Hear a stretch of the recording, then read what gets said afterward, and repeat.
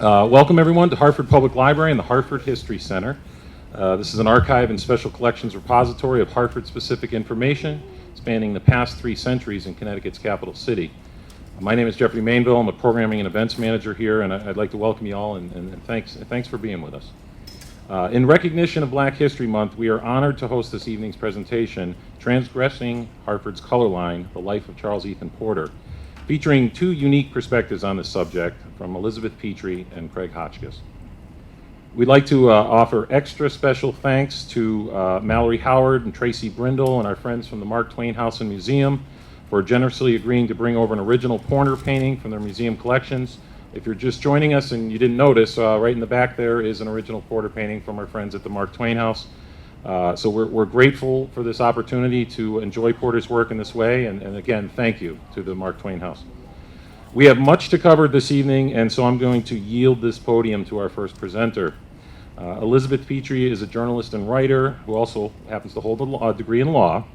She has published 2 books on aspects of African American experience, including Can Anything Beat White? A Black Family's Letters, which explores the life of her maternal grandmother and the family from the period of the late 19th and early 20th centuries, and her second book, At Home Inside, A Daughter's Tribute to Anne Petry, a memoir about her and the life of her mother, a renowned Connecticut author, Anne Petry.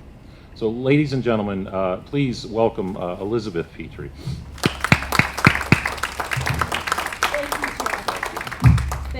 Thank you everyone for coming. Wow, that's great that you braved the weather, and welcome.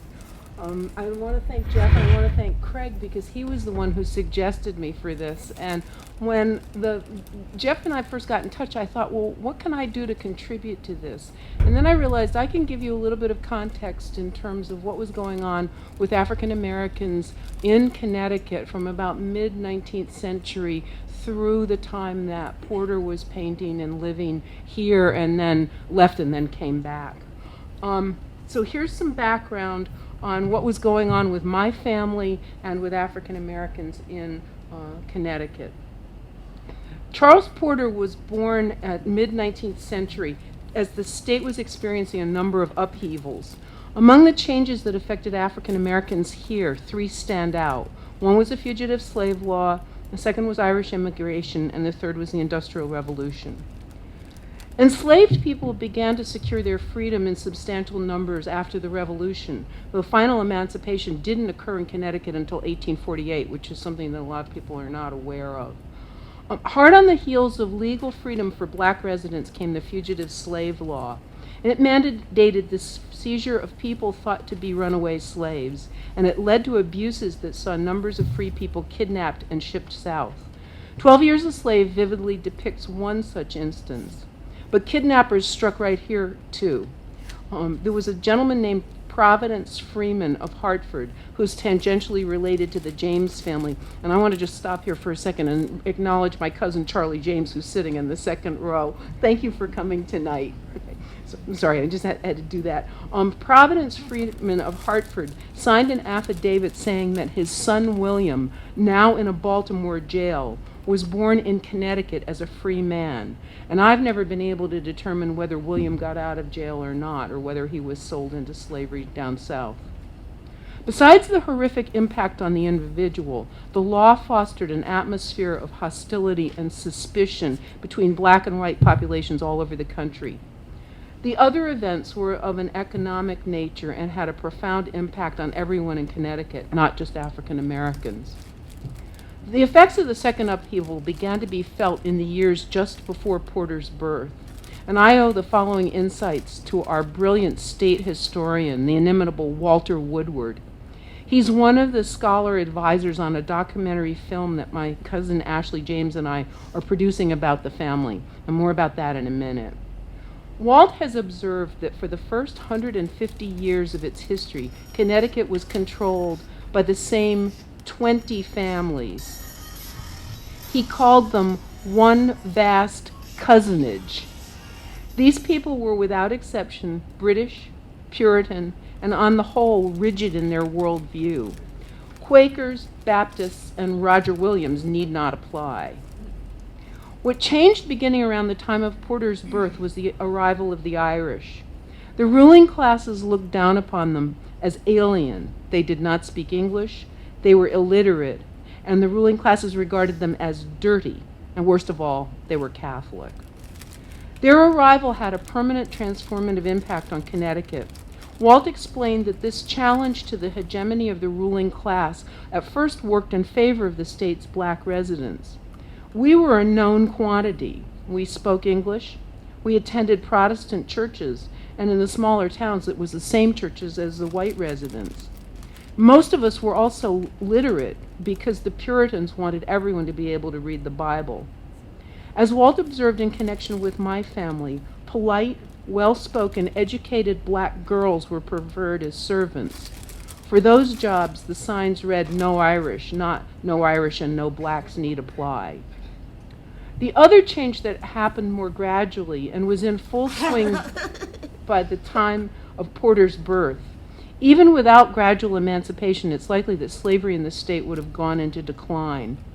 With the exception of the Salem plantation, most enslaved people lived on small to medium-sized farms where they toiled alongside the families. By mid-century, though, people were leaving for factory towns and larger cities. Of course, a large contributor to this migration was the invention and dissemination of Eli Whitney's gin. It allowed the South to exploit the labor of the enslaved and send to the New England mills bale after bale of cotton, where it was turned into bolt after bolt of cloth. A small number of blacks, including Porter's younger brothers, worked at these mills. Black men and women, of course, continued to supply personal services as maids, butlers, body servants, and barbers. Except for enslavement here, my family experienced the good and the bad in all of this. The source for the information that follows is a collection of some 400 letters that my family exchanged during the late 19th and early 20th century, and my grandmother saved. As I mentioned, there's a film underway as well.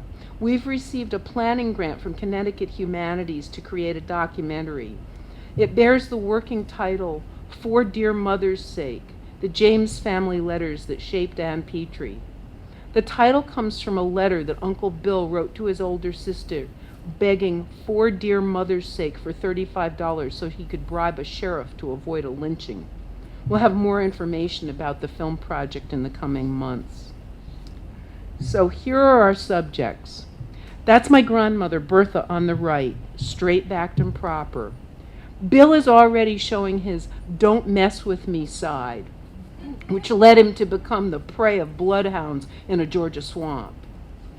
Harriet, whom the family said was the most beautiful, looks fragile. She died of tuberculosis when she was 23. Fritz wandered, but eventually settled in to run James Pharmacy in Old Lyme. Helen is serious and intense as she was later in life, and Harry is the baby and Ashley's grandfather. Please note that despite this seemingly prosperous appearance, we never rose to Porter's class. We lacked the education and access to the money he had for periods in his life. We received smaller financial contributions from Hartford's wealthy elite, which helped pay for 3 of the children to attend Hampton Institute. There were also hand-me-down clothes for the girls. Many of these donations came from the parishioners at the Reverend Joseph Hopkins Twitchell's Asylum Hill Congregational Church, the one that Mark Twain gleefully dubbed the Church of the Holy Speculators. Here's where it all started. My great-grandfather was born about the same year as Charles Porter. He started life as the enslaved boy Sam on a Virginia plantation somewhere near Fredericksburg. He settled in Hartford in about 1865 and became coachman to Governor Marshall Jewell. The Jewell family housed Willis, his young wife, and infant son in the carriage house at their residence just east of Nook Farm. His children taught him to read and write, and after he left Jewell's employment, Willis became a janitor at Old North School, where he worked for more than 20 years. He supplemented his income working as a caterer, and his daughter Louise said that the city's white elite asked for Mr. James to select the food and hire the staff for the most elegant dinner parties and other social affairs, and those no doubt included events featuring Charles Porter's works. Charles Porter and Willis James were acquaintances also, perhaps friends of the Clemens family butler, George Griffin. All three men attended AME Zion Church here. After Willis's first wife died, he married Anna Estelle Houston. Unlike her husband, my great-grandmother escaped enslavement in Alabama about 10 years before the Civil War. She was living and working as a servant for a minister in Cheshire in 1860. Also, unlike Willis, Anna learned to read and write as a child. Her letters contained virtually no spelling or grammatical errors, and she expressed herself with absolute clarity. She did everything she could to see to it that her own children were educated. She wrote Bertha a letter of just 11 lines in which she repeated, "Be sure and get home for school," or variations on that theme 3 different times. Bertha did return, but dropped out of school to work in a factory so she could help support the family. Anna died of tuberculosis 3 years after she wrote her letter, and soon Bertha married a young pharmacist. Peter Lane was the first African American to receive a pharmacy license from the state. They moved to Saybrook, where he opened Lane's Pharmacy. She worked there as a maid for summer residents, but also operated 3 successful businesses: hairdressing, chiropody, and beautiful linens for beautiful homes, which produced linen and lace. Despite these impressive achievements, Bertha's biggest claim to fame was that she was the mother of my mother, Ann Petry. Most of you probably know that she was the first African American to sell more than 1 million copies of a book. And I'm proud to say that the street is still in print and is celebrating its 70th birthday this year. In some ways, Helen was more remarkable than her older sister. After graduation from Hampton Institute, she went alone to Hawaii. That was in 1901. She worked as a maid at a school and then ran an orphanage for the children of lepers. She gave a lecture on her experiences at the Asylum Hill Church after her return in 1904. She taught at the Penn School on St. Helena, studied with W.E.B. Du Bois at Atlanta University, and taught at what is now Florida A&M.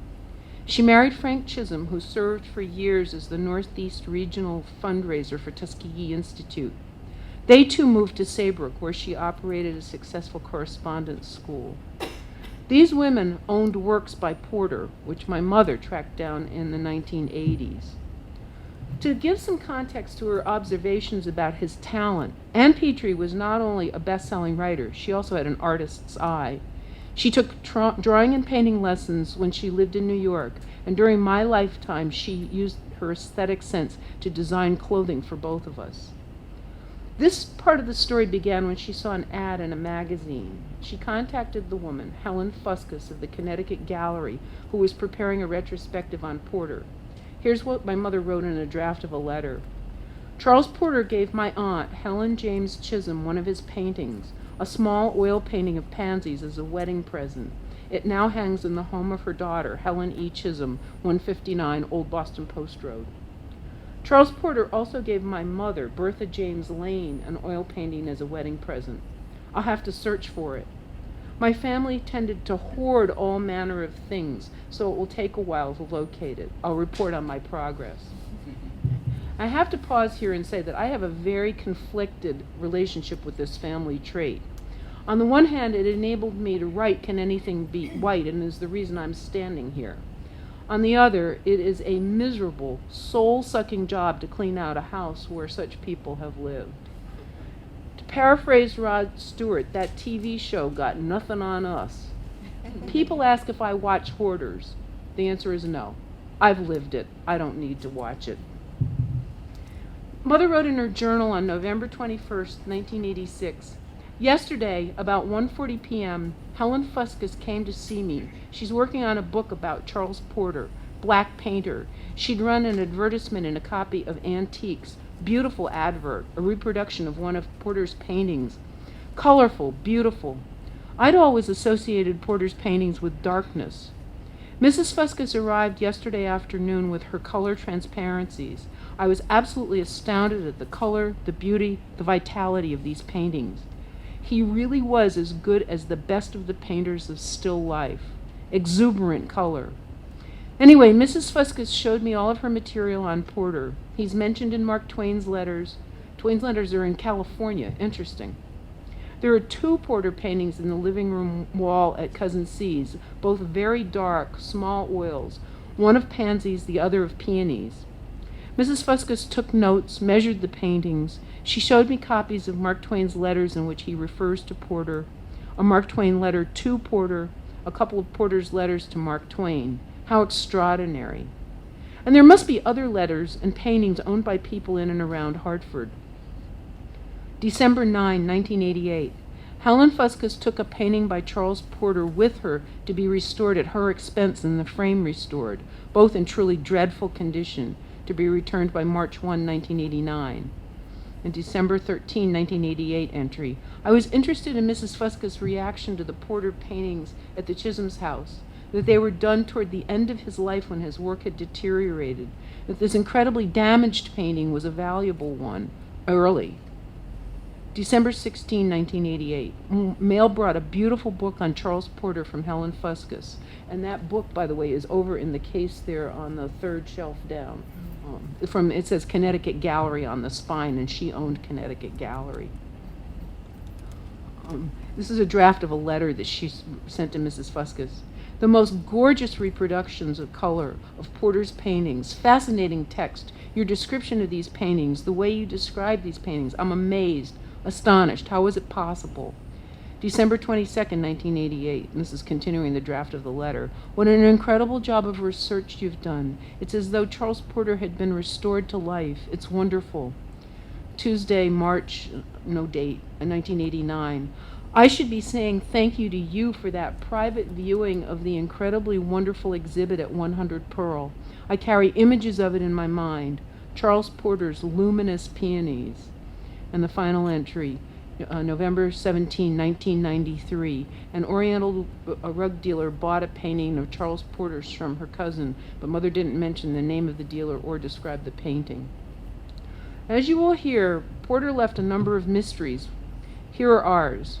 I'm wondering, did he paint for the occasion or had he completed the works beforehand?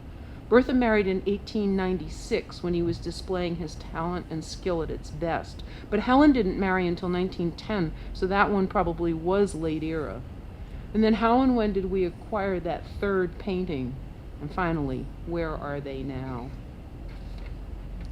Now it pleases me to introduce Craig Hotchkiss. It's a thrill to be collaborating with him again. I had heard about Craig long before we met because my teacher friends raved about his projects at the Mark Twain house, how he made the material easy for them to use in the classroom and inspired them with his passion for his subjects. He did a stellar job with a Servants in the Family presentation in which I was honored to participate. Mother said that Helen Fuscus restored Charles Porter to life. I know you will find that Craig does that and more. Craig Hotchkiss recently retired after serving nearly 8 years as the education program manager at the Mark Twain House and Museum in Hartford. He taught high school history in South Windsor for nearly 33 years. He has spoken on Twain-related topics at many libraries and museums in New England and taught a graduate museum studies class at Trinity College. He holds a BA in American History from Bates College, an MA in Educational Psychology from the University of Connecticut, a 6th-year certificate in World History, and an MA in American Studies from Trinity College. Please join me in welcoming Craig Hotchkiss.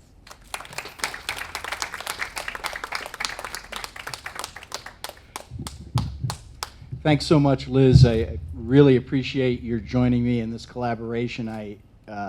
When I was first asked to present some material that I had worked on just as I had started at the Mark Twain House, I knew about Charles Ethan Porter. I knew my task was going to be difficult, and I'll tell you right now that we're going to find out that the specifics of Charles Ethan Porter's life are very few in number that are known for certain. So what I'm preparing to do is to contextualize his life within the context of the Gilded Age in Hartford, which is also known as the era of Jim Crow.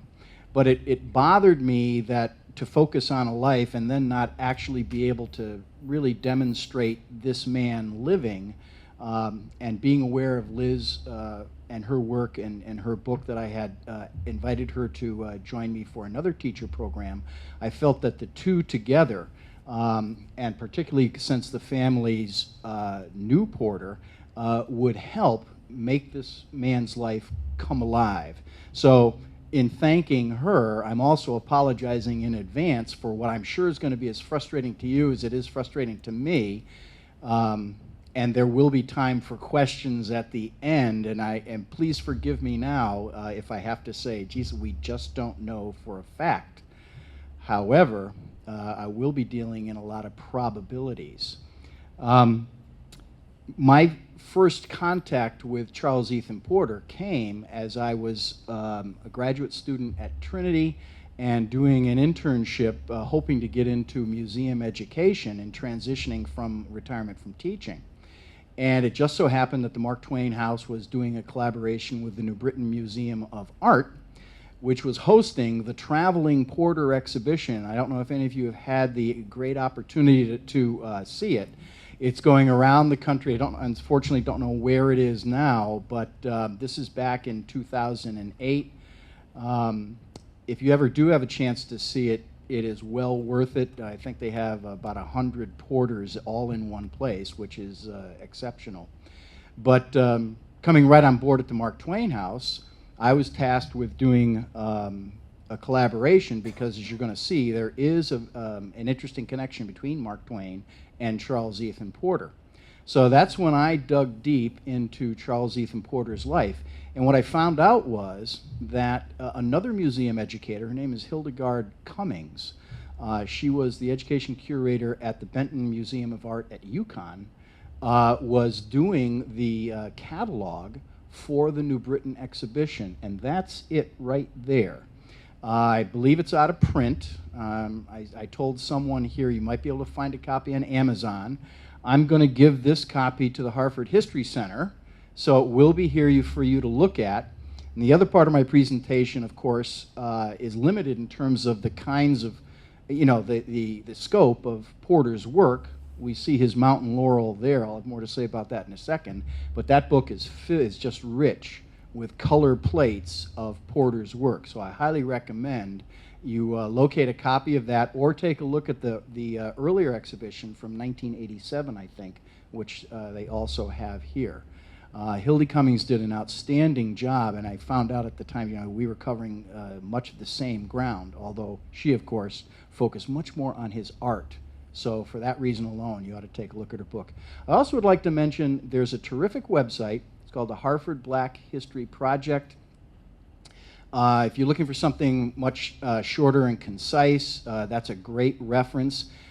Porter is talked about specifically. If you just Google Hartford Black History Project, you'll come right to it. The specific chapter would be A Struggle from the Start.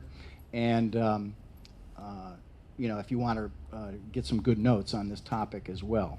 Let me talk a little bit about this. You see Charles Ethan Porter there. That's only one of two pictures of him that are known to exist. It's him at about the age of 70 years old. He's at his birthday party in his home on Fox Hill in Vernon. And that sort of is a symbol of the facts of his life. There is just a lot of things and a lot of tantalizing questions that we'd like to have specific answers to, but we don't. So again, what I'm going to try to do is contextualize his life and give you a lot of probabilities of what he faced as he tried to become a professional artist in a white man's profession in the Gilded Age in Hartford. The picture, by the way, Mountain Laurel, is at the height of his artistic powers, 1888. It is exquisite. The slide does not do it justice. It's in the Smithsonian. It's about the size of two shelves of that bookcase there. It's a large painting. It's absolutely gorgeous. And that's the kind of work that he is now renowned for. I think maybe I'm going to call on Mallory Howard, the assistant curator, again from the Mark Twain House. Thank her for arranging to have the porter here tonight. And Mallory, if you could just tell us what we know and what we don't know about that painting, I think it'll be helpful. Yeah, the painting that you see in the back is called Still Life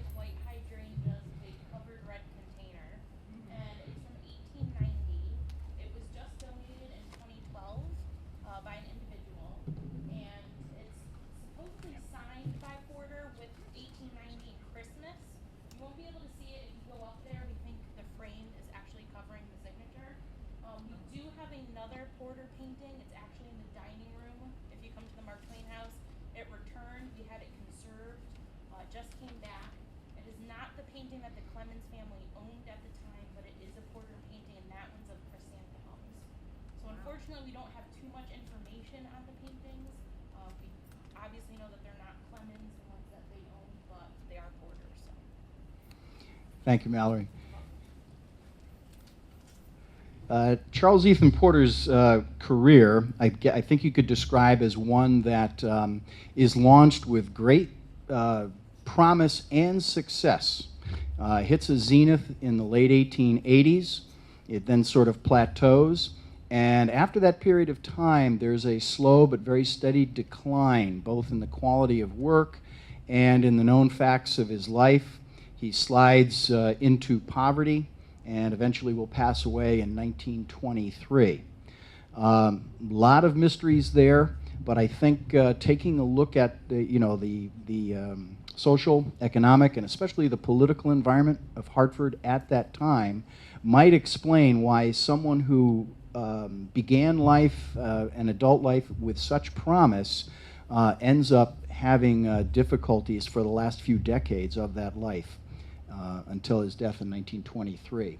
He's born 1847 to 1848, not quite sure. Very typical of record keeping, especially for African Americans at that time. And not even sure if he's born in Hartford or East Hartford. There's some discrepancy about those facts.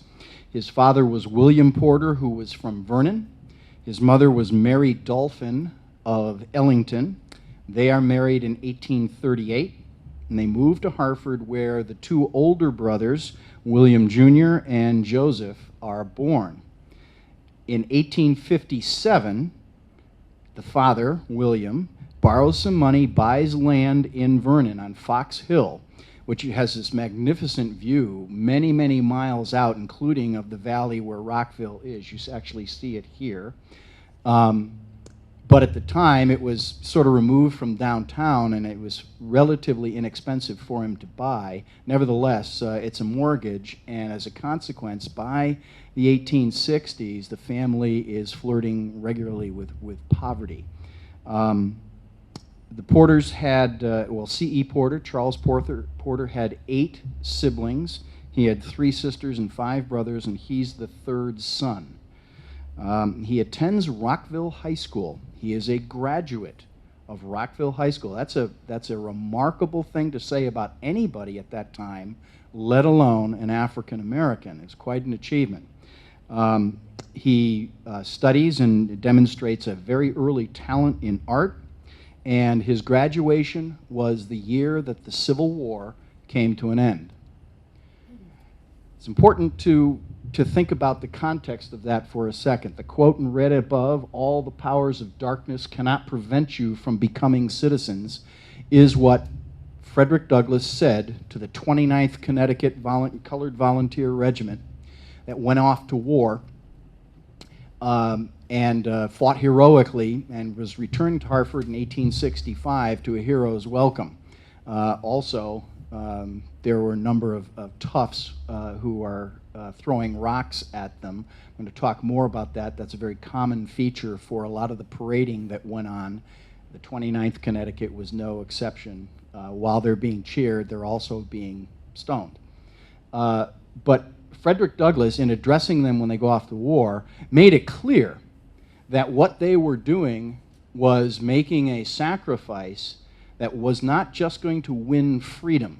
And this is a big thing that I, for 33 years, trying to get across to high school students. Freedom and equality are not the same thing. You can be free in America, but not equal. And what Douglass is talking about here is not just winning freedom. What they're doing is making the down payment for citizenship.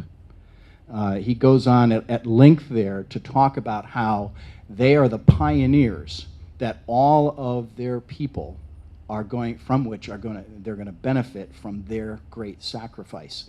And it's a real sacrifice for the Porter family. As you can see, older brother Joseph is killed with the 29th in 1864. brother William, who joined before even the 29th was formed up in Connecticut. The Negro Soldier Act in Connecticut was a very contentious bill. It was proposed in 1863. It was passed strictly on a party line. All Republicans voted for it. That's Lincoln's party. All the Democrats voted against it, but it passed. The notion of arming African Americans was hugely controversial. I can tell you high school students, especially when it first came out, were stunned by the movie Glory. I mean, there were black troops. I said, yeah, there were a whole lot of them. Kind of got written out of history. And there's a reason that that happens. Soldiers are equated with citizenship, and this fact doesn't escape somebody like Douglas. And so the honor that accrues from veterans would be the boost that African Americans were going to need to make a pitch not just for freedom after the war, but for equality. And equality means citizenship in the United States. The extended family of Charles Ethan Porter is also important. Was Charles an activist? Well, I think we can find out a lot by who his family relations were. His sister Cynthia marries Richard Alonzo Jeffrey of Meriden in 1860. Now, Father Asa Jeffrey's home, in which Alonzo grows up, was the place where Cross Street Church in Middletown, okay, it's AME Church, was first held. So it's his in-laws are hosting the AME Church as in the early 1830s. The first pastor of that church is Jehiel Beeman. He comes to Middletown from Colchester. He's the son of a freed slave named Caesar, who was also a successful shoemaker, and Caesar volunteered for the revolution in the place of his master from Connecticut, and thereby wins his freedom. And he decides not to take the name of his master, but instead use the goal that was his personal goal in life: be a man. Beeman. Be a man. Manhood, suffrage, citizenship. In 1831, his son is a collaborator with Prudence Crandall, who's running a finishing school for girls in Canterbury, Connecticut. Probably know this story. Tremendous public opposition to this. For one thing, it's a finishing school, so in addition to the issue of race, you also have the issue of class, that these girls are being trained, educated, refined, and Liz spoke a moment ago about how servants were expected to be so, but nevertheless, there is also a tension there of, gee, is this pretentious? Is this uppity? And consequently, the school is harassed, and to make a long story short, the state legislature actually passes laws to prohibit the education of out-of-state African-American girls in Connecticut. That cut the purse of this school. Well, Jehiel Beeman was working to get young African-American girls to go to Prudence Crandall's school. So that's the kind of environment that the Jeffrey family and the Beeman family are cultivating in the early 1830s. Interestingly, my Mark Twain and his best friend, Joseph Hawley, or one of his best friends, Joseph Hawley, a name I'm going to speak about in a few minutes again, arranged or used their influence, I'll say, to have the state legislature in 1886 grant a now elderly Prudence Crandall, who fled the state and was living in Kansas, to grant her a pension for the rest of her life. The letter that Twain writes to her is glowing in his praise for the courage that she demonstrated so early in the struggle that resulted in such tremendous changes in American society. Beeman's eldest shoemaker son, Leverett,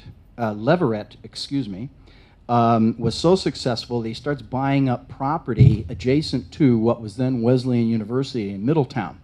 And then he eventually starts selling plots off at very, very advantageous terms to other African American families and creates the so-called Beeman Triangle, which is a black neighborhood of middle-class landowners. So if you think of things that are equated with citizenship, it's, taxpayer, serving in the military, being on juries, fulfilling civic duties, and being a responsible participant in American life. That's what the Beeman family is attempting to cultivate. Son Amos Beeman is trained as a minister. I'm getting ahead of myself. I also want to mention Alonzo Jeffries and George Jeffries' barbershop in Middletown.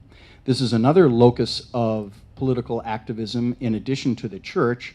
Porter paintings are regularly displayed there. Charles Ethan Porter undoubtedly got his hair cut there, and it's a tremendously important meeting place. There's actually books about the importance of the barbershop in the African American community in the 19th century across the United States. It was especially important in antebellum South because it was one of the skills that was permitted by the master. And of course, interesting stories about what the master is thinking about as one of his slaves is holding a razor close to his throat. George and Alonzo, the two Jeffrey brothers, they formed the Lincoln Club in Meriden. They were members of the Masons, and their chapter of the Masons, which was colored, met in the Cheney Building in Hartford, Connecticut on Main Street. Today you might know it as City Steam. And I'm going to have more to say about that later, but know that Charles Ethan Porter will have his studio in that building when he's in Hartford. Charles Ethan Porter actually spoke at the Lincoln Club meeting in 1884. He spoke about the courage of the abolitionists, praising Garrison and Phillips and a guy by the name of Brown, from Connecticut, from Torrington, Connecticut, John Brown, who I'll have more to say about later. And the Lincoln Club celebrated its 71st anniversary in 1880, and it was reported in the Current that it hosted a big gala of about 150 mixed guests to a banquet at the Military Hall in Meriden. It was attended by Republican Governor Andrews, who responded to a toast to Connecticut, and he said, I am pleased to unite with those of any color and party in celebrating an event that gathered so many together. Clearly, the fact that the governor is going to show up there means that this is of a political importance too. There's a lot of votes, specifically 150, sitting in that room. Amos Beeman eventually becomes the pastor of the Temple Street Church in New Haven, which was a center of the Underground Railroad prior to the Civil War, and Amos Beeman is Alonzo Jeffries' uncle. Amos Beeman grew up close to Wesleyan University, and he was denied enrollment there, so he arranged to be tutored by a Wesleyan student, and when that was found out, he was harassed to the point where he leaves. He eventually takes a teaching job at the Talcott Street Church in Hartford. He's greatly influenced by Reverend Hosea Easton, who came from Boston, one of the original founders of the AME Church. It's Easton that convinces the Methodists in that Congregationalist church to create their own building, which for a little while was on Elm Street, but then eventually it settles on Pearl Street. So you have two churches for African Americans in Hartford at a very early time period. I've circled here in the city directory the fact that both of them are running educational Sunday school classes for their children. For a long time, they chafed under the fact that the white Congregationalist church discriminated against the black students, and so they decided to simply create their own separate education system. One of those teachers is likely to have been George Griffin, who was the butler of the Clemens family in Nook Farm. Certainly an intimate and good friend of Mark Twain, but also may be the connection that brings Twain and Charles Ethan Porter together. How? Charles Ethan Porter was not only a great painter, he was also an outstanding tenor voice and sang in choirs, and the newspapers rave about his singing. People would say, well, who is that tenor, as they're listening to the choir at religious services throughout Hartford? He said, well, that's a kid named Charles Ethan Porter. And the Hartford Courant, the first time he's ever mentioned in the Hartford Courant as an artist, it also points out he's the kid that everyone's been hearing as the singer, and he's the Hartford genius. Okay, so the Courant refers to him very early on as a particular treasure of the city.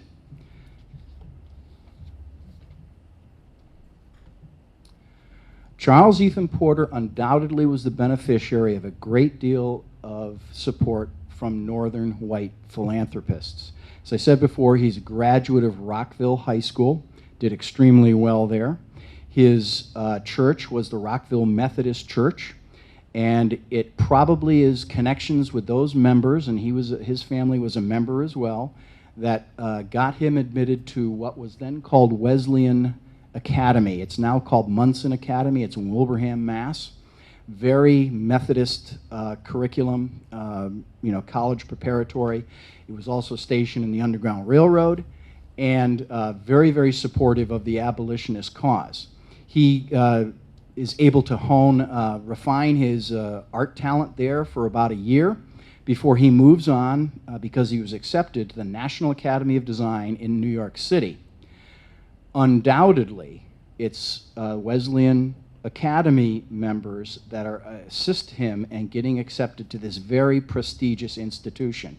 This is the great leap forward for him, because anybody who's a graduate from National Academy of Design has a tremendous credential that they can then parlay into the higher echelons of the artistic world. And that's exactly what he's going to try to do. He, in New York, however, goes there at a time when the city is in the throes of the political controversy of the Civil War. It's only been a few years since the so-called draft riots, which essentially were race riots. And more particularly, it was Irish who are being taken up by the thousands to fill the ranks of the Union Army to spill their blood in the war, and perceiving that war increasingly as one that's being fought simply to free slaves. And the Irish essentially attack African Americans at will across the city. It's a brutal series of days of lynching, arson, and general chaos until units from the army are taken from the war front. They have to come back to New York City to quell the riots. So that's the post-period, that Porter is going there. He stays at the 23rd Street YMCA. And the Courant, in noting his return eventually to Hartford when he sets up his art studio, said that when he was in New York, he faced shameful obstacles. Doesn't elaborate, but you can imagine that, his singular person undoubtedly the only black person in the 23rd Street Y at that time, had to be extremely difficult for him. Coincidentally, same year in Hartford, the Women's Christian Association, which is now the Young Women's Christian Association, had a running controversy in 1872 when it threw out a young African-American woman because the white tenants of their boarding house objected. And what the director of the YWCA said at the time was, well, we can't afford to give up the income from the white tenants, so she's got to go. And again, it's just one little anecdote, but it's an insight into the tensions that are being created because there's this war that first is about African American freedom, and then it's going to be ratcheted, as Frederick Douglass at least intends, up to not just freedom, but equality, and in just a short number of years. This is a tremendous shock for American society. There are those who are in favor of it, but trust me, there are also going to be those who oppose it. And that's kind of what I'm going to start to explore in the next couple of minutes here. Judge Dwight Loomis, quite an interesting fellow. He served in Congress for 2 terms. He was also a Superior and then a Supreme Court Justice of Connecticut. He is a a supporter of Porter. He's known to have bought several of his paintings. He was a graduate of Wesleyan Academy and undoubtedly helped him get into the National Academy of Design. The Cheney family from Manchester, who pioneers the mass production of silk and builds this magnificent empire, and then a gorgeous headquarters building, the Cheney building, which you probably recognize there on the right.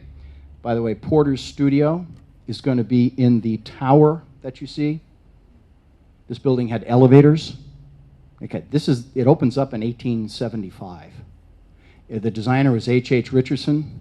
His apprentices were McKim, Mead and White, okay, the renowned American architectural firm. He trained them.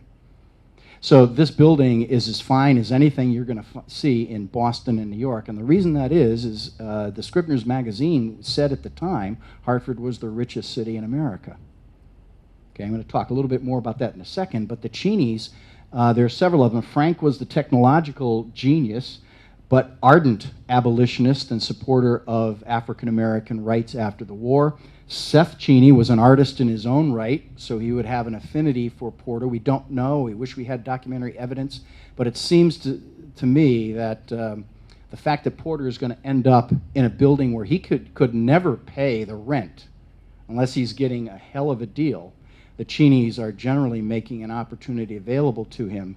Manchester is adjacent to Vernon, Connecticut, and they're all Congregationalists and Methodists.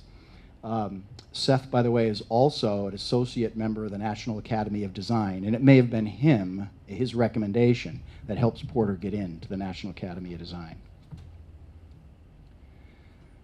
Liz mentioned Joe Twitchell, who is the best friend of Mark Twain. He's the pastor of the Asylum Hill Congregationalist Church. He starts there in 1865, right after an incredible career as a chaplain in the Union Army. He is an ardent supporter of advancement for African Americans, and especially of Hampton Institute. He hosts a number of galas to raise money in Hartford. Most of those galas are held in the Cheney Auditorium, which is in the Cheney building, so no doubt they got that hall for free from the Cheneys. Hampton, of course, is emphasizing African American elevation through education. You might note, by the way, that some of the guys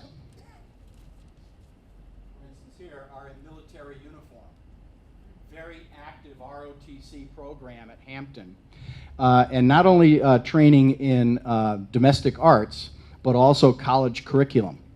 Mark Twain is his best friend, and Joe Twitchell undoubtedly is an influence on Mark Twain, who was born and raised in a former slave state, Missouri. He called himself, I'm a Missouri ruffian. I'm a border ruffian from Missouri, but also a Connecticut Yankee by adoption. And that combination makes the perfect man. And between his association with Joe Twitchell and other liberal elites in Hartford, and probably most especially his wife Olivia, Mark Twain's attitudes about race, it's going to be reflected in his literature, but also some of the things he does, begins to change rapidly. Olivia is born in an elite Republican family from upstate New York, was ardently abolitionist, was a financial supporter of the Underground Railroad. They were personal friends of Frederick Douglass, who was a frequent dinner guest at their home in Elmira. And the first occasion when he comes, the Irish waitstaff refuses to serve him. So Jervis Langdon calls them in, lines them all up, and essentially says, okay, you got 2 minutes, get your stuff, get the hell out, you're fired. See, that's how she's raised. And our boy, Mark Twain, wants to marry her. So certain things were going to change about Sammy Clemens in order for that to happen, and they do. She becomes one of the prominent ladies of Hartford, and she joins with let me give you some of the names here. I'm sure you'll recognize them. Mrs. Colt, Mrs. Goodwin, Mrs. Hawley, Mrs. Stowe, pardon me, getting ahead of myself here, Mrs. Warner, Mrs. Day, and Mrs. Cheney. They form the Hartford Decorative Arts Society, and its headquarters is in the Cheney building. It's a society dedicated to the edification and artistic refinement of ladies and girls. They do a lot of things there, classes in art. They make ceramics and paint them. And so their headquarters are there, their classrooms are there, the studios are there. So is Charles Ethan Porter's studio, and they also have a kiln to fire their ceramics. What you see here is a plate that was made by Charles Ethan Porter, and he used that kiln. So it could be that Olivia Clemens got to know Porter, and she is the one who brings him to the attention of Mark Twain. Or it might have been George Griffin, or it might have been both of them. But eventually Mark Twain takes an interest in Charles Ethan Porter. More on that in just a moment. The Cheney block, as I've said, was extremely important.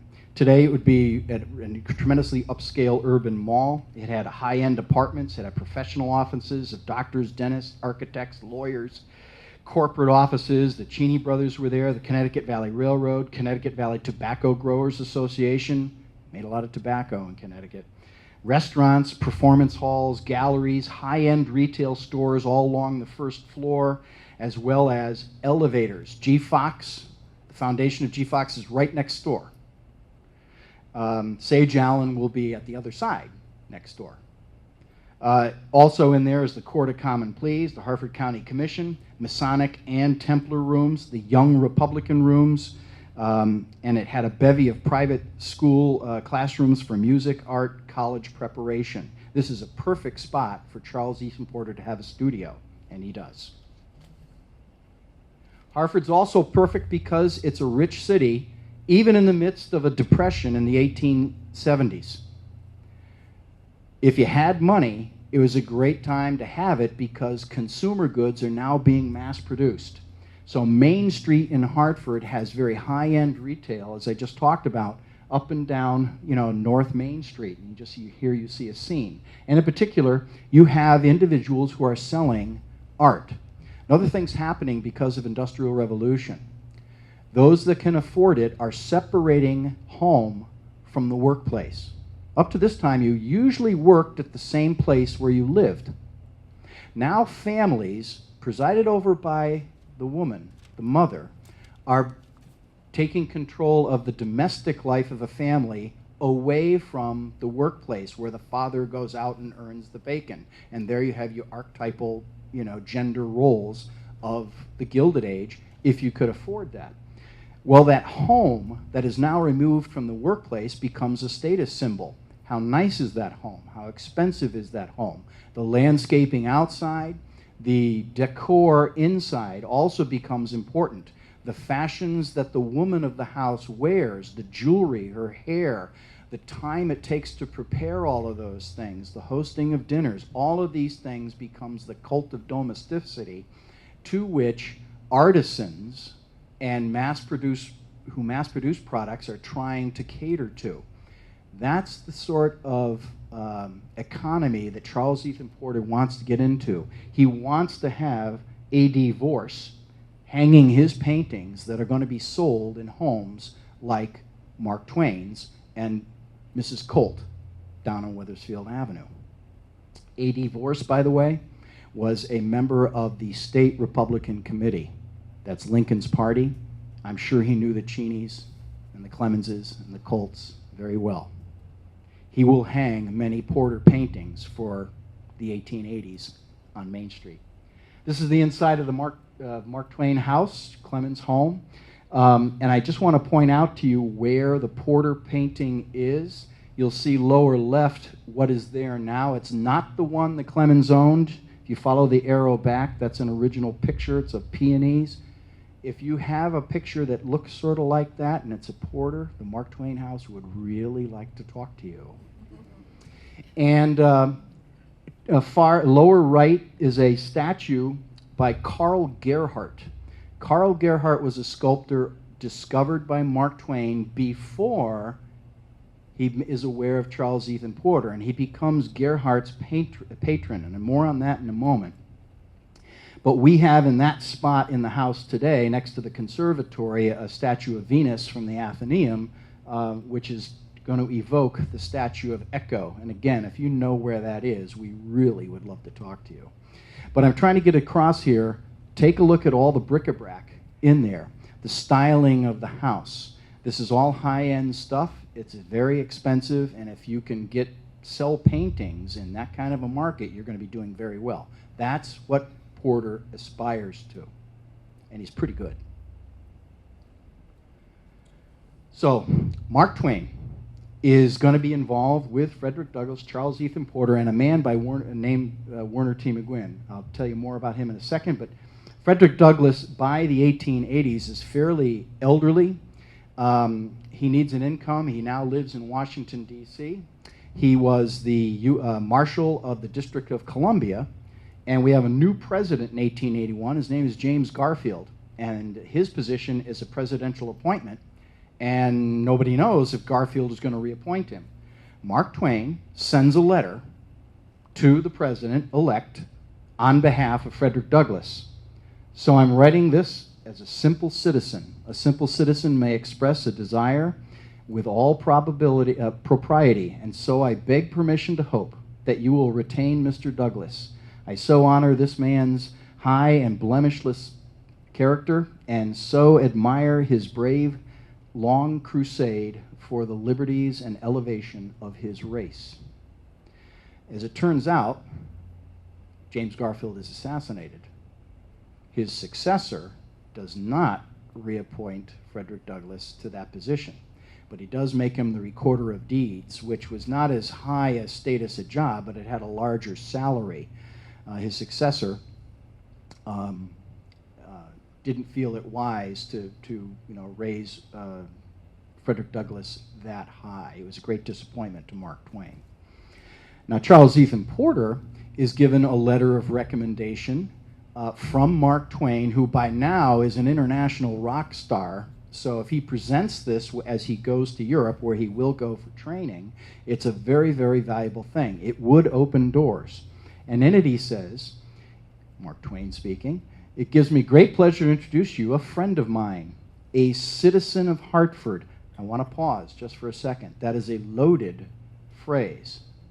African Americans have only been citizens for a few years when this letter is written. He's emphasizing the point. He's a citizen of Hartford who comes to Paris to continue his studies in painting. I am satisfied that he is worthy of your kind attentions and will prove it by his conduct and his appreciation. Without money or moneyed friends, he has fought his way steadily to a good and substantial place in the esteem of the people here. And when he says the people, that's the elites that he hangs out with. By sheer force of talent and patient diligence in the study and practice of his art. In other words, he adheres to the Protestant work ethic. I endorse him. He is worthy of being a citizen. This notion of worthiness is very, very important. As you may know, there seems to have been a falling out between Twain and Porter. And it may be in this expectation of worthiness that the problem lies. It's a mystery, and I can elaborate a little bit more later, and certainly in Q&A, if you're interested, I can give you a little bit more detail. But the last one is very telling as well. Werner T. McGuinn was the first African American admitted to Yale Law School. Not only that, he was top of the class, outstanding student, and as a consequence, he became the official escort for visiting dignitaries. Mark Twain is at Yale. He gets a tour from young Werner T. McGuinn. And as Mark Twain is now clearly interested in talented young black men, this is sort of like what Du Bois was talking about, talented 10th. Okay, Mark Twain is doing that decades before Du Bois even thought about it. He's, this guy's a sharp kid. Well, tell me about yourself, son. Oh, wow, top of your class. Pretty, wow, all A's, and they elected you the, wow, you're working 3 jobs to stay at Yale Law? What do you mean you can't afford it? You're going to quit? You're not going to graduate? Oh, no, son, give up sleep. Come on. Your people are going to need you. I wish you the best of luck. And he comes home to Hartford on Christmas Eve. Now, think about what you're thinking about on Christmas Eve. writes a letter to the dean of the Yale Law School, and he says this: "Do you know him? And is he worthy? I do not believe I would very cheerfully help a white student who would ask a benevolence, but I do not feel so about the other color. We've ground the manhood out of them, and the shame is ours, not theirs, and we should pay for it. I would like to know what the cost is." That's reparations for it had a name. He cuts the check, all his tuition, books, room and board, everything, puts him through Yale Law School. Now, the clincher of this is interesting.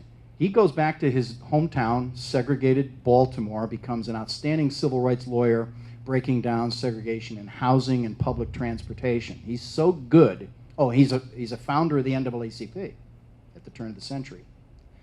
He's so good at what he does that the NAACP places another promising law student in his law firm to be mentored by the great Warner T. McGuinn. That kid's name is Thurgood Marshall, lead attorney on Brown versus Board of Education, first African American on the Supreme Court. Mark Twain doesn't cut that check. No Thurgood Marshall. So that's Mark Twain's interest in Charles Ethan Porter. That's the pressure and the expectation that's on him to adhere to the work ethic, and he's going to be something. He's going to be a great artist. That's a lot of pressure. In case we forget, in case we think that it didn't exist in Hartford, I'm sorry to have these few of thousands of examples of this stuff. One I think is most interesting is center top. It's called Darktown Battery. Battery is the pitcher catcher. It was produced by the J.E. Stevens Company of Cromwell, Connecticut. They started producing this in the 1880s. The colors of the battery, the pitcher and the catcher, because the designer of this came from Philadelphia, his name was James Bowen, is almost certainly mocking the Philadelphia Pythians. Philadelphia Pythians were organized in Philadelphia when all white baseball teams refused to allow African Americans on their club.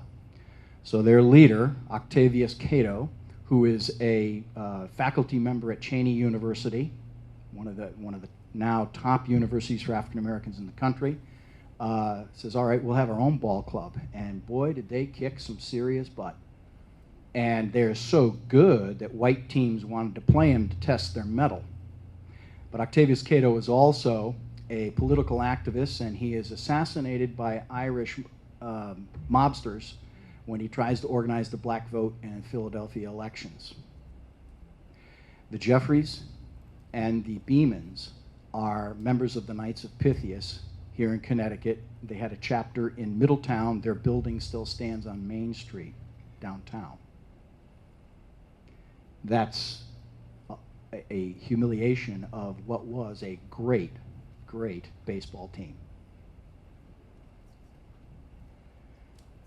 I wish we had more of the business logs of Charles Ethan Porter. We don't, but we get some insight into how difficult it was for African Americans to become real entrepreneurs and break into the big time through such individuals as Augustus Washington, who was a photographer in Hartford before the Civil War.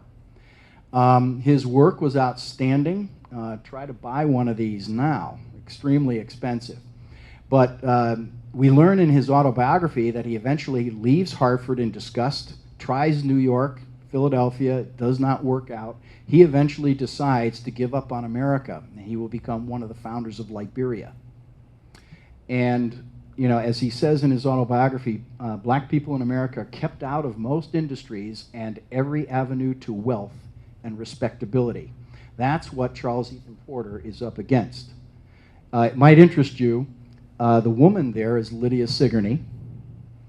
The two black gentlemen are, and I have their names, James Priest, top right. He's the first Presbyterian missionary to Liberia. And Chauncey Brown is the other individual. He's an American colonist of Liberia, and he became Sergeant of Arms of the Liberian Senate. Lower right is Connecticut resident John Brown, photographed by August Washington before he becomes a citizen of Liberia.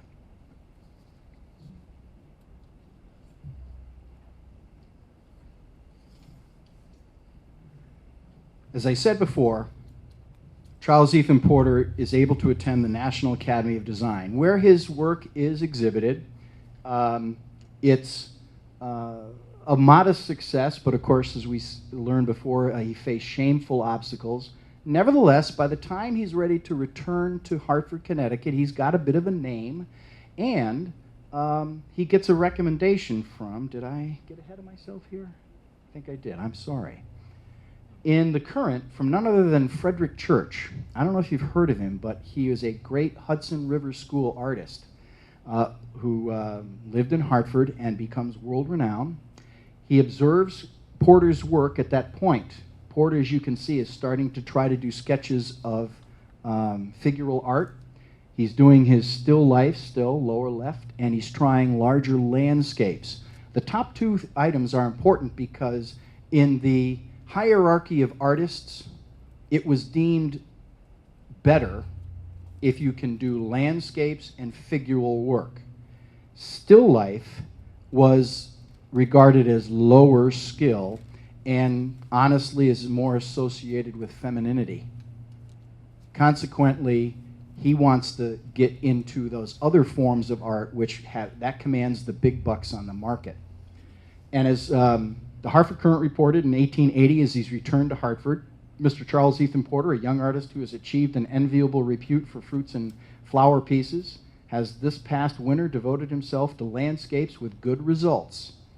The celebrated Hartford artist F.E. Church, a few days since, expressed great pleasure with his landscape effects, particularly the atmospherics. Huge endorsement. He was very famous at the time, and for him to say that about Porter was a big boost to his career. So, unfortunately, the Church endorsement wasn't what it used to be even just 10 years earlier. There's a depression. The big money is now reverting to European vetted artwork, either by Europeans themselves or by European trained artists. They want landscapes, they want figural work. Porter doesn't do any of these things.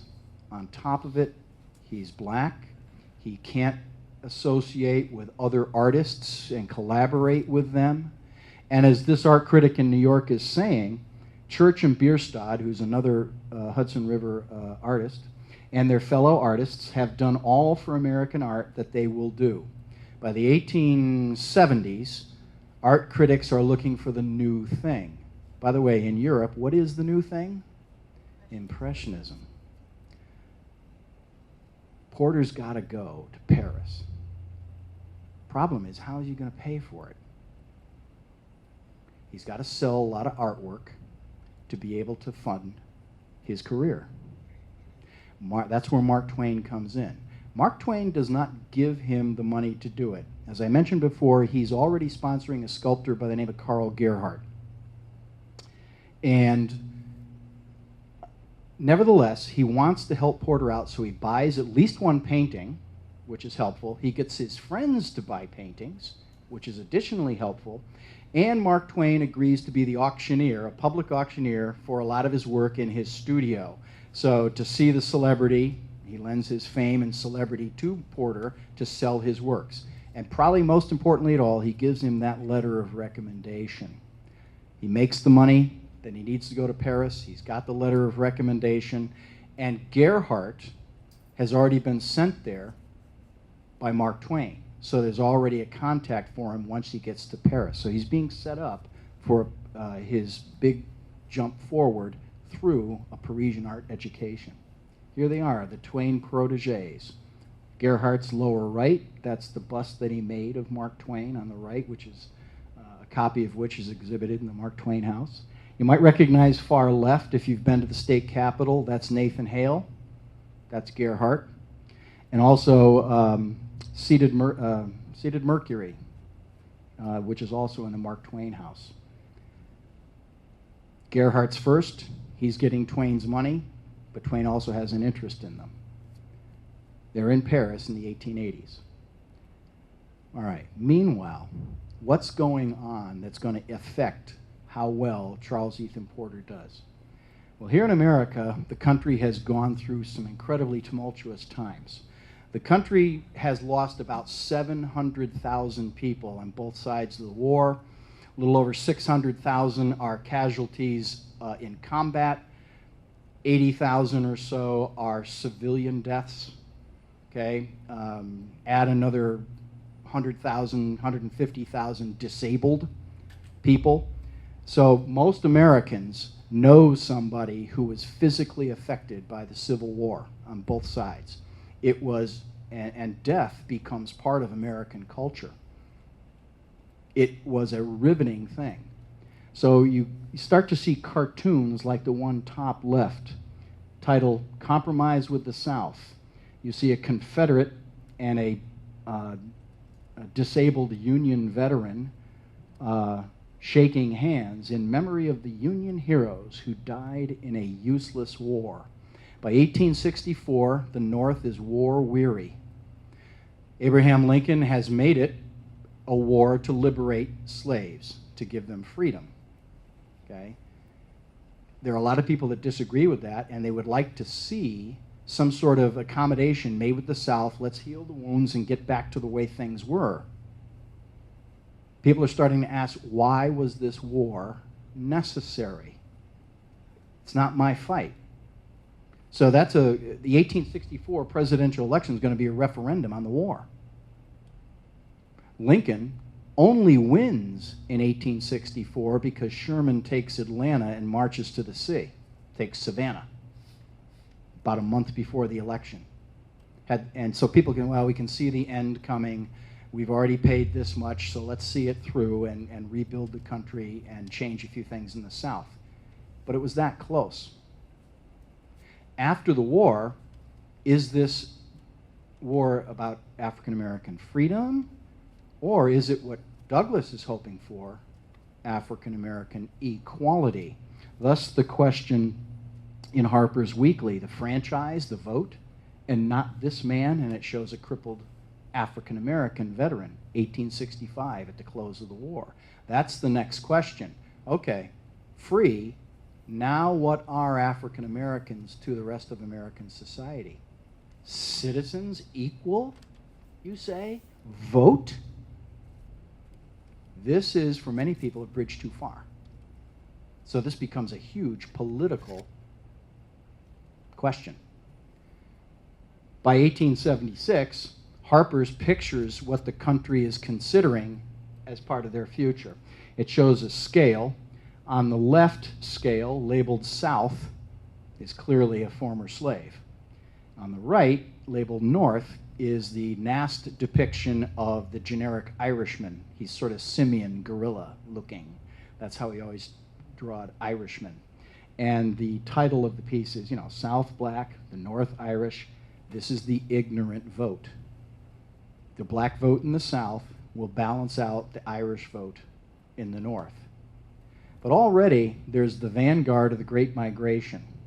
And just in addition to existing black populations in the North, which were very, very small, particularly in Hartford, I don't think the black population at this time is about 3% of Hartford's population at that time. But in a very short period of time in the 1870s, there's a 25% increase in the number of blacks, and they're coming up from the South, moving into Hartford. Politicians will notice that. When you only have 40,000 people in the whole city, if a few score of potential voters come into town, they notice that. And if they're black, they're going to gravitate to one party. If they're Irish, they're going to gravitate to another. Period is known as Reconstruction, putting the country back together again. But what will be the terms of that? Abraham Lincoln is assassinated. And without him, it's going to be a real political firestorm. But the Republican Party controls the Congress and is able to control the presidency for 2 presidential elections by offering up the hero, Ulysses S. Grant, as the candidate. But it's always nip and tuck. There's a tendency to think, well, Connecticut was always solidly in favor of the North, and no. Matter of fact, for most of this period, the governorship is controlled by the Democratic Party. The Republicans in the state of Connecticut are out of power. Nevertheless, nationally, 2 amendments are added to the Constitution, pretty much without Southern participation, because the radical Republican Congress insists on military occupation of the South for 11 years. A lot of people forget this. 11 years is about as long as we've been in Afghanistan and Iraq. And I just say that because it underscores how difficult it is to make a local people do something they do not want to do. So you can pass 2 amendments. The 14th Amendment, that establishes African American citizenship. Born on American soil, born to an American parent, legally naturalized. In one of those 3 ways, freemen become citizens. That's the original intent of it. Of course, that stuff's not at all relevant today. It needs, enforcement. And the 15th Amendment is the black vote for men. Sorry, ladies, not you. You come later. Nowhere in the Constitution does it say voting is a right until the 15th Amendment, which says that black men have it like white men do. Nice on paper, you've got to enforce it. The ideal is lower right. Well, we're all going to live happily ever after. We're going to establish a black Republican Party in the South that'll neutralize the white Democratic Party in the South, and we'll have even elections down there, and eventually the military can come home. Probably the best symbol of that is Hiram Revels, who's circled there. He's the first black senator from Mississippi. His background is he's a pastor in the AME church in Natchez. Rises up through state offices rapidly because there's Union troops down there. Blacks are voting him into office, and he eventually takes over the seat vacated by Jefferson Davis. He's important because there's an incident in Hartford that I'm going to tell you about in just a minute that invokes his name. I love political cartoons because it gets right to what people are thinking and maybe perhaps grimly laughing about. On the left there, the caption reads, "Hi, y'all. Stand back there. It's just child's innings now." And waiting in line are Chinese, Indians, Eskimos, and women. So, batter up. African Americans are now getting their chance. And that's what this, that's sort of optimistic. That's 1870.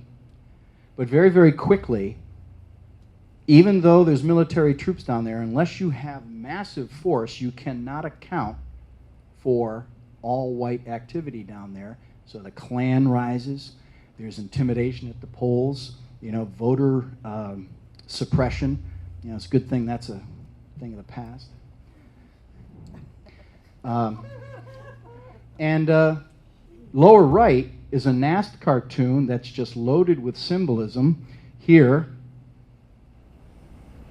Irish harp, okay, the symbols of the Vatican, and Tammany Hall, which is the political machine that's relying on Irish votes to stay in power in New York City, and they're going to extend their tentacles into Connecticut. Notice that the Union is now in distress. The scene are the draft riots of New York City, where lynching was rampant, and the caption asks, "Has no caste, no sect, no nation, any rights that the infallible ultramontane papist, Irish Catholic, is bound to respect?" The South wants to get back into the Union. The Democratic ticket in 1868, their campaign model was, "This is a white man's country. Let white men rule." The Nast cartoon in the center shows 3 figures. On the left is the generic Irishman. His hat says 5 corners. Any of you see Gangs of New York? 5 corners, okay, the Irish Tammany. In the middle is none other than Nathan Bedford Forrest, the founder of the Ku Klux Klan. His dagger says "Lost Cause."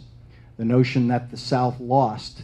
I love the turn of phrase, "The South lost the war, but they're going to win the peace this way." And on the right is a man by the name of Belmont, who is a Wall Street financier who's very interested in opening up the American West, forgetting about Reconstruction, ending it so we can get on with opening up the industries in the West without federal interference. If the federal government can interfere in the South, it also can interfere in the West. Today, that's Clive Bundy. Okay. 1872, Grant's being associated with his own kind of corruption. It's a close election. The Democrats run Horace Greeley, who's the editor of the New York Tribune. He was a short-term congressman as well. He so hated Grant corruption that he makes a corrupt bargain of his own with Tammany Hall in hopes of winning election. He actually says in his campaign, let us clasp hands over the bloody chasm. In other words, let's forgive the South and let them back in the Union. He's hoping he can gain the presidency with Southern support, Southern white support. It doesn't quite work, but you get a sense for how touch and go the whole issue is of race politics in this country at that time. Here in Connecticut, the Republicans are on the defensive by the late 1870s into the 1880s. The center of it is a very good friend of Mark Twain, Joseph Hawley. I'll make a long story short. He was an attorney, but he quickly becomes a publisher and editor in Connecticut. He buys the Hartford Courant and makes it a mouthpiece for the Republican Party. He'll be a congressman. He'll be eventually governor of the state of Connecticut, and he'll finally finish his political career as a United States senator. He parlays the fact that he's a veteran of the Union Army by organizing veterans events after the war and keeping their identity intact. They're called the Boys in Blue. And they march in various Connecticut cities like they march across the country. Here you see a banner that would be worn on the lapel for the Hayes and Wheeler candidacy in 1876. The 1876 presidential election is called the fraud of the century. The Democrat wins, Samuel Tilden of New York, with Tammany support, but the Republican Congress succeeds in calling into question the Electoral College vote from the state of Florida. South Carolina, Louisiana, and Oregon as well. They deny Tilden the presidency. And of course, they have their commission and their investigations, and they're looking at hanging chads and all of that stuff. But the real deal is going down in the back room, and essentially goes like this. Okay, you Democrats, you're not going to squawk when we go out there and say your guy Tilden actually lost the election. The reason you're not going to squawk is because the new president, Rutherford B. Hayes, a Republican, is going to take the troops out of the South and is going to let you Democrats essentially take control of all 11 former Confederate states under your own control, and we're going to look the other way, the federal government is, on the 14th and 15th Amendments. That's the beginning of Jim Crow. It's a political accommodation for the Republicans to keep control of the White House in 1876. So the effort in Connecticut was sort of a futile one. The Boys in Blue are marching, and by the way, they're the massive march right down street and down Main Street, and I've circled there where Porter's studio is. In the center is one of the 3 battalions of colored Connecticut volunteers that wanted to join the Connecticut National Guard. So long as the Democrats controlled the State House and the governor's chair, they're prohibited from doing so. But in the late 1870s, you finally have a Republican governor who allows the formation of black units in the National Guard, albeit segregated from the white ones. This is the political environment in which Porter is trying to make his way as a white professional in Hartford. There's a lot for him to be thankful for, as I've outlined, but there's also a lot of backlash right below the surface. Are you all familiar with Plessy versus Ferguson? It establishes the principle and law of separate but equal. Essentially, it involved a black man who sues because he's thrown off a first-class railroad seat in the South, and the Supreme Court ruled that so long as you have an equal facility for both races, you can keep them separate, they're equal. So if you got 2 chairs, one for black, one for white, that's fine because they're the same. That case is 1892. But I want to let you hear about couple of things that are going on in Connecticut, and I want to just say in advance that I'm simply reading historical documents. Okay, so please don't kill the messenger. The language is what was actually used. Okay. First one was printed in the Manchester Saturday Herald, May 20th, 1882. The title, Negro in New England in the Old Days. It's written by Josiah Quincy, who happened to be the president of the Connecticut Railroad. And especially that line from Providence to Hartford, which runs right through Vernon. The conductor on those trains is that man in the lower right, a veteran colored conductor. This all came from the newspaper. His name is Henry Van Ness. Henry Van Ness is Charles Ethan Porter's brother-in-law. And this is what the article, I'm sorry, before I talk about Henry Van Ness, this is a general article written by the president of the Connecticut Valley Railroad. Quote, an appreciable number of the despised race demanded transportation, which met with sometimes violent opposition. It seemed to me that the difficulty could best be met by assigning a special car to our colored citizens. A Southern, if by a stretch of courtesy he may be so called, had entered the compartment which was occupied by a well-dressed Negro who wore spectacles. The Southerner was evidently much excited at finding a Negro taking his ease in a first-class carriage. Some words passed between them. Southerner, you black rascal, you're a voter here, are you? Negro, yes, I'm a free citizen and a voter. Southerner, well, I've taken just such fellows as you and tied them up by their thumbs and whipped them till the blood ran down their heels. Negro, then, sir, you shed your brother's blood.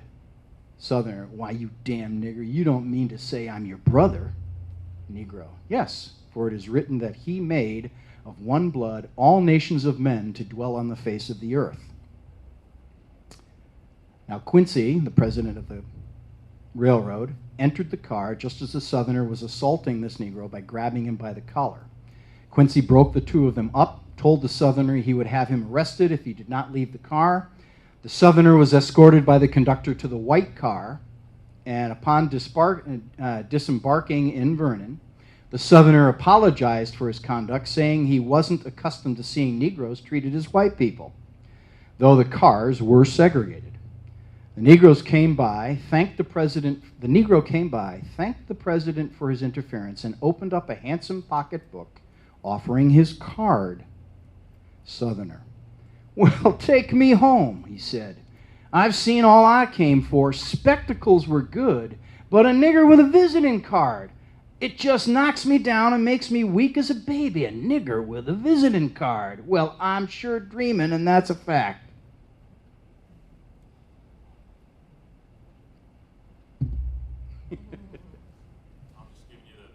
Yep, gotcha. Keep that in mind, because this is in the same period that we hear this report about Henry Van Ness upon his retirement. This is in the Rockville Journal, February 17th, 1895. Henry Van Ness has a distinction of being the only colored conductor in this part of the country and perhaps the United States. It is a fact credible to New England that not once during his long service as conductor, 17 years it is now, has he had any trouble in discharging his duties on account of his color. Naturally, of course, Mr. Van Ness attracts considerable attention among strangers, and he has considerable amusement over various incidents which have happened to him, for he isn't sensitive at all of his color and knows a joke when he hears one. He's thinking of retiring and going on a farm. He could do it if he liked, very nicely. He has sufficient capital to get a good place, for he has saved considerable money during his life, and he has the experience necessary, and now has a plot of about an acre under cultivation back of his house on Fox Hill in Vernon, which overlooks the little dell in which the city of Rockville is sequestered. So that's the context for his brother-in-law in Vernon. Here in Hartford, let me share with you one other incident reported in the Hartford Current, 1872. You might recognize top left. In the center is what used to be the Marble Pillar restaurant right on Central Row opposite the old State House. Remember the Marble Pillar restaurant? I guess I'm too old. There are a few people I remember. And to the left of it is the old Clinton House. It later became a bunch of other things, and it's opposite the triangle of the old State House from Honus Oyster House. Okay? This is a place that would have a bevy of political activity until the state capitol is moved to its present location in Bushnell Park, because the state capitol was the old State House half the year because it was shared with New Haven for a while. Okay? In the center, lower center, is Joseph Hawley, who's the editor of the Hartford Courant, but also a politician seeking a lot of public offices. And I might add, the card in the lower left is issued by a restaurant that's in the Cheney block. And of course, it's of the kind of one of those hateful things that Charles Ethan Porter would have to pass and encounter a lot of the clientele there every day. The Allen House is in the lower right. That was the headquarters meeting place for the Republican Party. Democrats tended to congregate at the Marble Pillar and did so right up through, I guess, John Bailey's time as political boss of Hartford. But in any event, in 1872, a card was published by the Hartford Courant from a Marshall Robinson, which the city directory describes as a waiter who worked in Hartford. And he says this in response to what something the Hartford Times had printed. And at the State Library, the reel of 1872 for the Hartford Times is missing. So I have never been able to find what they actually reported. But Marshall Robinson, a black man, tells us this. He, Robinson, and his friends, lady and gentleman, will cheerfully be served in the salon. This is the proprietor of the Clinton House. Will cheerfully be served in the saloon or in the slips of the restaurant of my house. The room in which he sat and was told that only one kind was served there is the ladies' private dining room and ice cream saloon. It is under the sole charge of my wife, and no colored people have been nor ever will be served there. This is 1872. Robinson responds by saying, there was no indication that the room is a private saloon, and it is not. Neither is there any sign indicating that colored people are not served there. There were other ladies and gentlemen in the room for which I and the lady who was with me were excluded, showing that it is not the ladies' private dining room solely, but for ladies and gentlemen accompanying them. But the circumstance has caused the proprietor publicly take the position he has chosen. I must infer that under this decision, if Horace Greeley and his wife, and Senator Revels and his wife, should come into the Clinton House, Mr. Greeley and his wife would be served, while Mr. Revels and his wife must leave or part from their companions and be served in other parts of the hotel. After leaving the Clinton House, we went to a first-class restaurant in the city and were served as other gentlemen and ladies without objection. So you have Jim Crow right downtown in Hartford, a block away from Charles Ethan Porter's studio. Downstairs in which is another restaurant that hands those cards out because they think the clientele will find it funny. So for all the support that Charles Ethan Porter had in Hartford, there clearly are impediments as well. I'll skip this. To make a long story short, Charles Ethan Porter goes over to Paris. There's a bit of a mystery as to what happens. He writes Mark Twain saying, I'm a little short of funds. Can you arrange for some more of my paintings to be sold so I can stay longer for my training? There are no extant correspondences after that. Porter returns abruptly about 6 months later from Paris, sets up his studio in Hartford for a while, bounces first in the Cheney house, a Cheney building, but then bounces around, can't stay in any particular studio.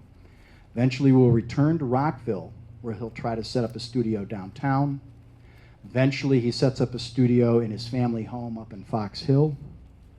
It's known that he began to start painting houses as income, that a white artist friend of his sold his paintings door to door in exchange for food sometimes, It was felt that he couldn't do it. It would be better if a white person is selling the paintings and not a black person.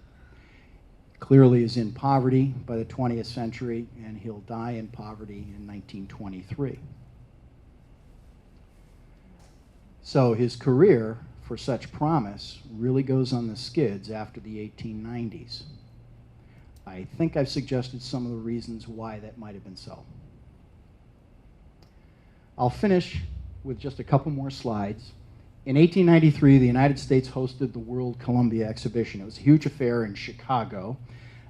When Ida Wells and other African-American activists realized that no African-American works of any kind, let alone art, were going to be exhibited in the United States building or in the art galleries, she wanted to make a point of it.